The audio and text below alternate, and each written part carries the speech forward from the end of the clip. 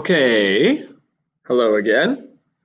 In our last lesson, we learned about centripetal acceleration and centripetal velocity. And now we are going to learn about centripetal force, very closely related. To calculate the centripetal force, we have to use Newton's second law. So let's do just that. Let's write out a couple things that we know here. Newton's second law, this is my when in doubt formula in dynamics. Newton's second law is F net equals ma. Now in circular motion, the net force is going to generally come from the centripetal force. It's the force that keeps it in that circular motion. This could be tension in a rope. This could be friction between tires and a road. This could be gravity, if we're talking about orbits, okay? This is centripetal force. And that is going to be equal to mass times the acceleration, the centripetal acceleration. But if we just take one little quick side step here to take a look at what we learned in our last lesson, it's that acceleration, the centripetal acceleration specifically, is equal to the centripetal velocity, or the velocity as we see it in our formula sheet, over the radius of motion, the radius of that circle. My computer's running quite slowly, so if this is, wow, this is really glitchy. Oh, there we go, it's better. No, not really. Anyways, should be able to follow along. We can replace this A with V squared over R. And what we'll get for our final formula then, if we do that, is we will get that centripetal force is equal to the mass multiplied by V squared over R. So that's where the formula comes from. And let's put a box around that. You'll see that in your formula sheets. That's the formula for centripetal force. For formula for centripetal force, we use for all sorts of different examples that we'll do in this unit. Let's do one. We'll do 3 for this lesson, and we should be done in about 13 or 14 minutes if all goes well.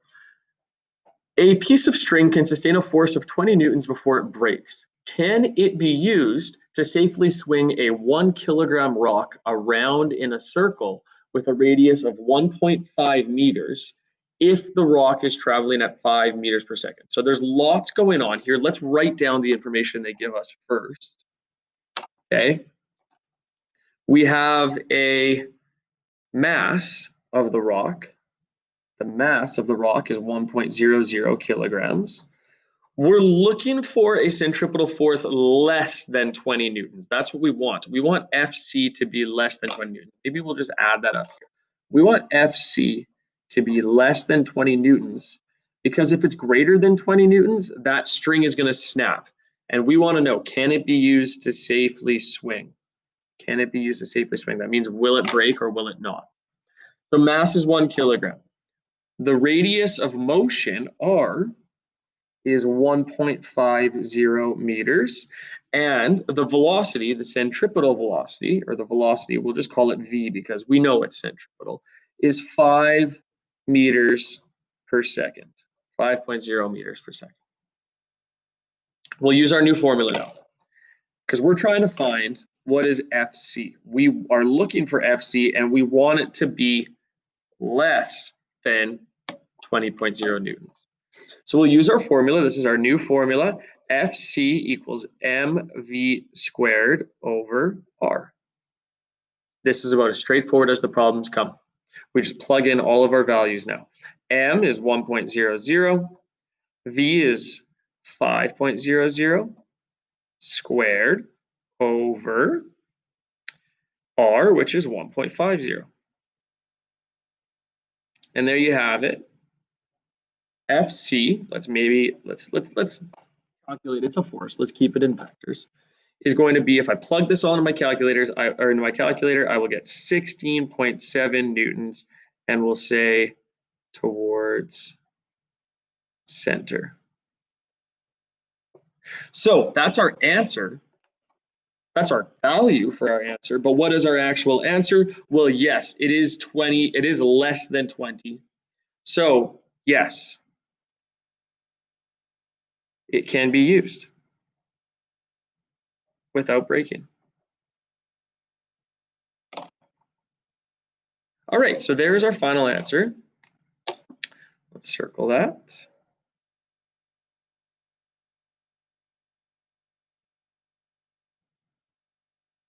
Oh, I'm running out of ink in this color. There we go. And let's move on to example number 2. So our next example, a car with a mass of 1,250 kilograms is traveling on a concrete surface with a coefficient of friction of 0.750.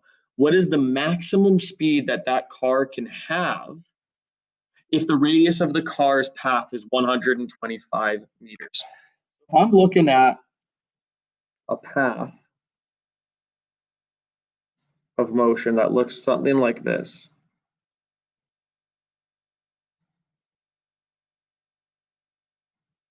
(125 meters). Let's write down all of our information that we know.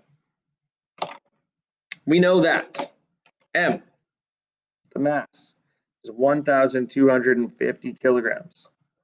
Try to think about what else we know. We know the coefficient of friction, 0.750. We know the radius, r is equal to 125 meters. And we are looking for what is the max speed. So we are trying to find what is v or what is vc. So let's write out our formula here that we're going to use again. This is our regular formula that it's our kind of our when in doubt formula. I mean, really, it comes from, let's go way back here. It comes from the idea, like when we're in doubt, what's our formula that we use? We use F net equals ma.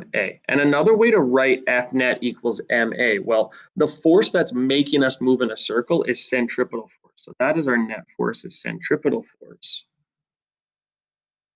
Okay, and ma, well, a is v squared over r, so this becomes m v squared over r. Now, I said up here that F net is FC. We can kind of make that connection between the two of them. Let's take a look back at that connection before we can actually solve this problem. So if I just come down here for a sec and I say, okay, remember that this is technically F net. And remember from our last lesson, when we said that the centripetal force, I'll go back, the centripetal force is any force that contributes to an object moving in a circle. Any force. So FC is one of those scenarios where FC can be several different things as long as it is the force that's making us move in a circle. In this case, we don't have a rope, right? There's not a rope going around that's keeping us in a circle. There's not gravity that's going around that's keeping us in a circle. It's the friction between the tires of the car and the road that it's on. So F net is actually made up of, the centripetal force is actually made up from the friction force between the tires and the road. And what do we know about friction force? Let's take it one step further. Friction force is mu F n. And we can actually take it even one step further because we don't know what Fn is, but hey, we always know what G is. G is always negative 9.8 or 9.8 meters per second squared down. Okay. So I'm going to use the scalar value for 9.8 for this because we're really only dealing with scalars right now. So we'll just go with 9.8. So what is the next step I'm going to do here? I'm going to say that mu Fn is the same thing as mu mg. This is a really, really important step to solving this formula or this problem, and it's not an easy step to know if you don't know it. So this is why we need to practice. This right here is very important. So now what I can do is I can take this mu mg and I can plug it back in for FC. And if I do that, what I'll get is I will get mu mg is equal to mv squared over r. Look, I actually didn't even technically need to give you m. So that's important to note. M actually doesn't matter, the value of it. They just cancel. So now I need to solve for v squared. In our video lessons, we don't really have time to do all the solving. You move r to the other side and we take the square root. We should get v squared equals mu g r, and then we take the square root of both sides, and we get v equals the square root of 0.750 times 9.8 times r, which is 125. And if I do all of that, I should get v equals 30.3 meters per second. Now, this is not, it asks for what's the maximum speed. It's the maximum speed the car can have if the radius of the car. So what this is basically saying is if this speed was any greater, if you broke that speed, the coefficient of friction would not be large enough to keep that vehicle in that circular motion that it's in with that same radius. So the car would slide away. Okay, this is very similar to the string question where if that string, if that force, that centripetal force was greater, it would have broken that string. Same thing goes for here. And it's just asking for speed, so we don't need to give a direction. 30.3 meters per second. Let's do our last problem. This one is pretty tricky, so this is probably going to take us to the 20-minute mark of our lesson. Probably have about 6 or 7 or even 8 more minutes left because there's a pretty tricky little setup for doing this problem. I'm going to change my blue marker out here because I ran out of ink there. All right, we got 2 scenarios here. 2 scenarios is a pretty tricky question.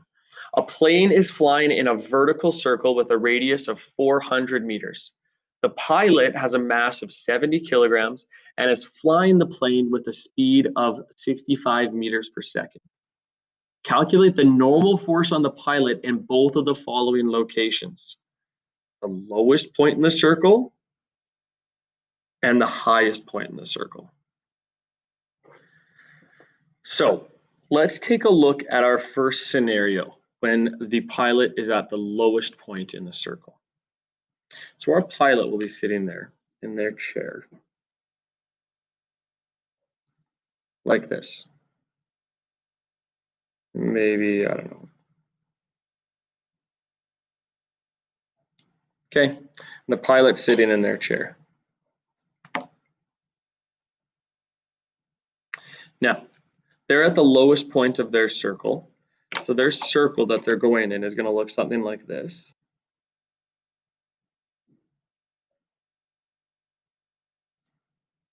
Something like that. Okay, and we need to take a look at all of the forces that are acting on this pilot. We've got gravitational acceleration, which always, if the plane is up in the air and down is towards the Earth, gravitational acceleration is always going to look like this. Fg is always going to look like that. Now, centripetal acceleration is the new force that we're learning about. Centripetal acceleration always points towards the center of the circle. That was a bit too big. Let's edit that. Okay, so something like this will be our centripetal force. And then the other force is the force that's stopping, right? We're trying to find normal force. So it's the force that's stopping us from going through that chair, right? So normal force is going to be something like this. Oops, that is supposed to say Fg. Let me fix that. And when I said Fg, I meant Fn. I'm supposed to say Fn for normal force. Okay, so we need to use our new formula. Again, I'm doing the same thing that I did last time. I'm going to take a look at it like this. It's a net of all the forces. Okay, it's a net of all the forces equal to an acceleration times a mass. This is our, this is our formula, this is where everything comes from. Now, in this case, though, F net is the centripetal force, right? The centripetal force is the force that is keeping us in a circle. So F net is actually equal to Fc. F net is Fc, and it's equal to mv squared. So mv squared over r. So what we're actually doing here, we're not replacing F net with Fc, we're replacing ma with mv squared over r, basically. Okay, so what we have here then is we have a scenario where the forces that are acting on our object are Fn and Fg, and they're equal to mv squared over r because it's a circle. So basically what we're looking at in a way is we replace Fc with Fn and Fg. And we set those, instead of equal to ma, they're equal to mv squared over r.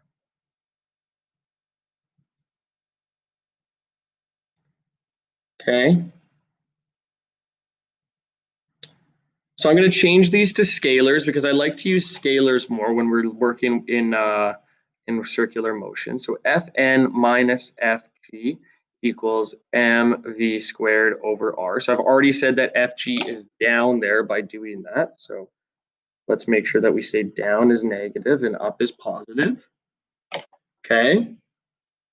Let's replace Fg with mg and let's move it to the other side and we should get Fn equals mv squared over r plus mg.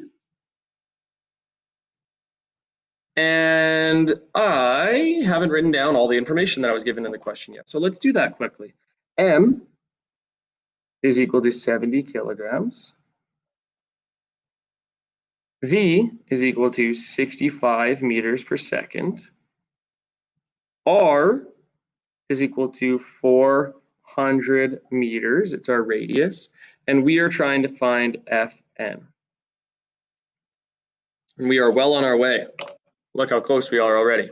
So Fn, I'm going to replace all my values here. M is 70.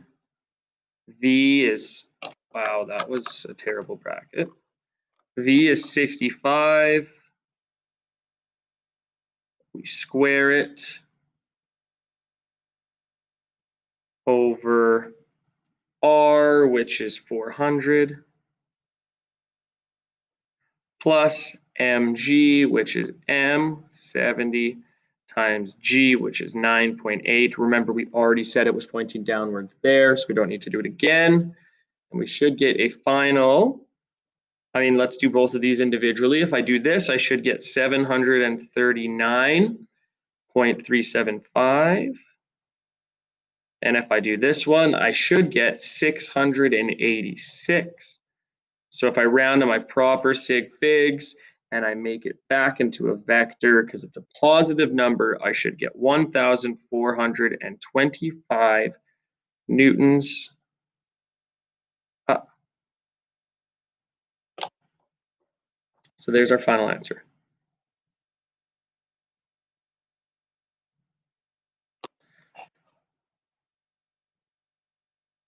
So some of you might be confused right now. Some of you might be confused about where our FC went because it appeared to have kind of vanished, right?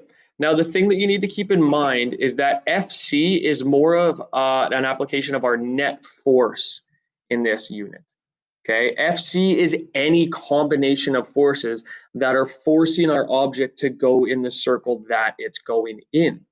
So in this case, it's a combination of the velocity that our plane has multiplied or divided by squared and divided by the radius. So it's due to the acceleration, the centripetal acceleration, in combination with the normal force and the gravitational force. So all of those together are making up our FC. So what we need to do is break it down. Okay. What I'm going to do next time, maybe it'll make it a little bit more clear, is next time I won't just say F net. I'll start just using FC. We'll see if that helps. Okay, so for our next question here, we have the exact same scenario, exact same situation, only now we're looking at our pilot at the highest point.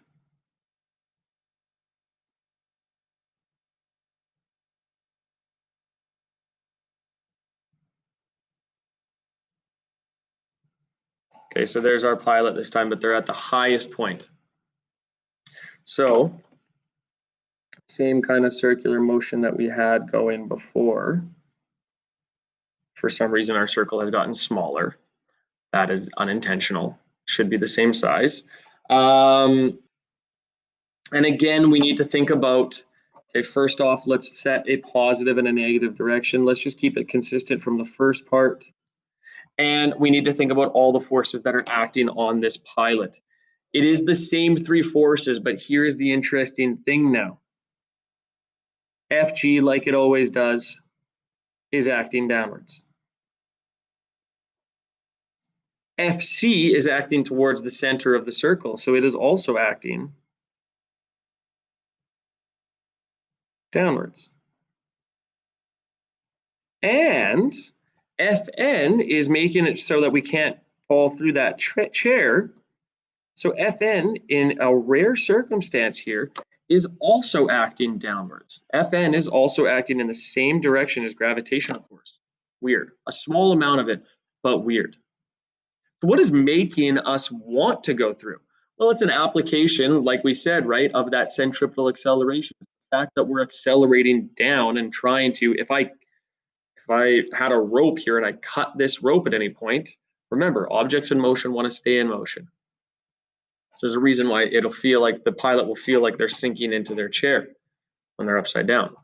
Anyways, so let's set this up like we've set up every single other problem. We'll use the same information that we had here, so we don't need to write it down again.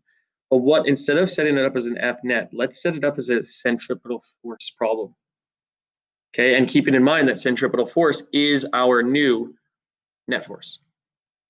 So centripetal force equals mv squared over r.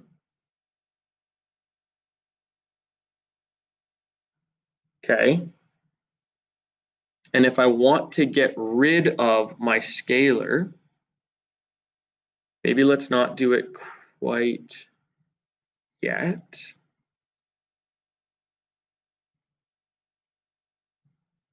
We'll go Fn plus Fg equals mv. Sorry, I had to think about something for a second there. So we're adding up our two. This is our net force. These are the forces that are making it up. Fn and Fg. And what was holding me up here is that we don't generally, in centripetal motion questions and circular motion questions, we don't have to concern ourselves. So erase these. It's my bad. We don't generally, and that's why I was getting tripped up there. We don't generally concern ourselves with the direction that the velocity is in.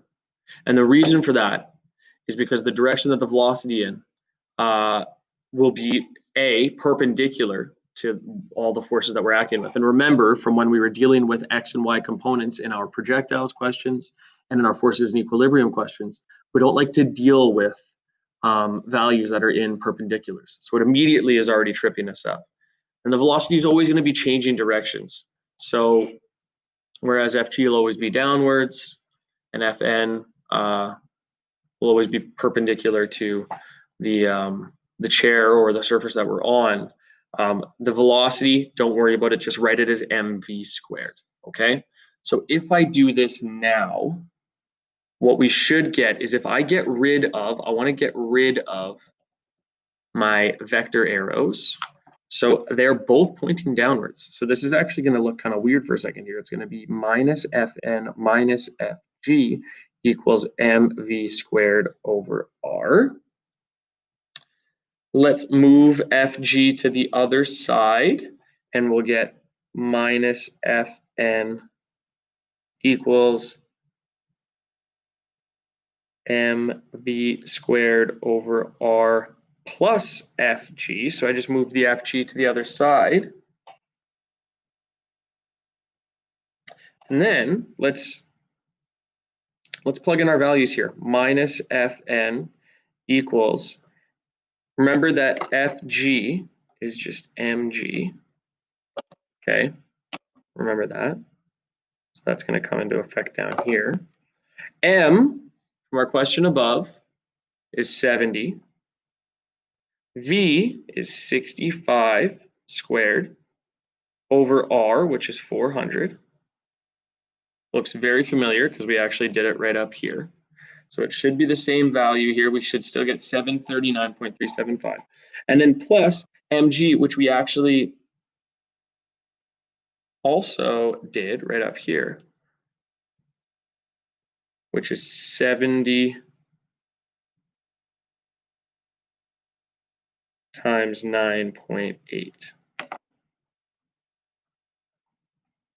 Okay, and that's what we got in the last one. I'm noticing I forgot to do one minor thing here, and it's something that's important, and it comes from up here.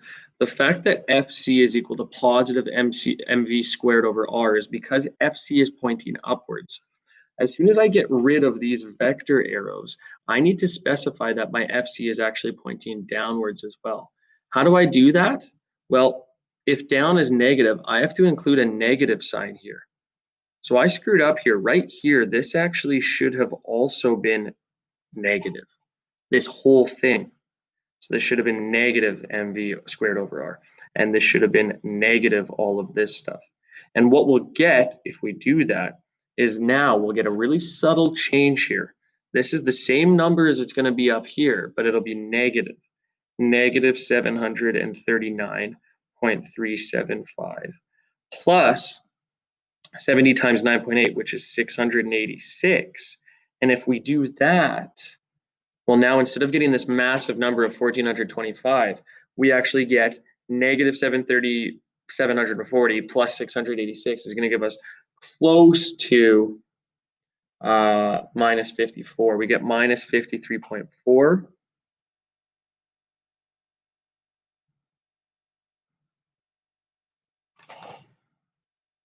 Minus 53.4 newtons, and that's great because we're looking for a negative number. So our Fn value, we'll write it up here. Our Fn value is going to be 53.4 newtons down. So there's our final answer. Sorry about that mistake at the end there. Give some of these a shot. This is obviously, just like everything else in physics, something that is best learned when we're practicing it a lot. So let me know if you have any questions, and we will talk to you in the next lesson.